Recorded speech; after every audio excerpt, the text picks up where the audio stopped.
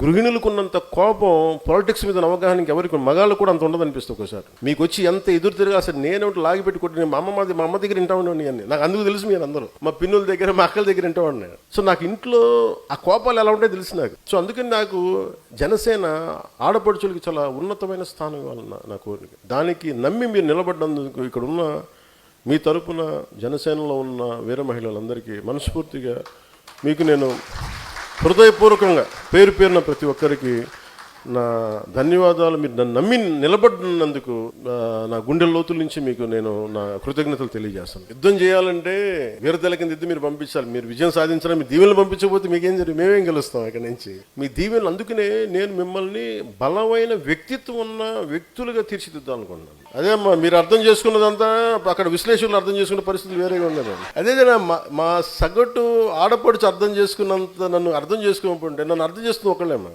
చాలా తక్కువ మంది అర్థం చేసుకున్నారు. మీరు కాకుండా మళ్ళీ మోడీ గారు అర్థం చేసుకున్నారు. నన్ను మధ్యలో అర్థం చేసుకోవాలా? ఆయనకి నేను అర్థం అవుతాను, మీకు నేను అర్థం అవుతాను.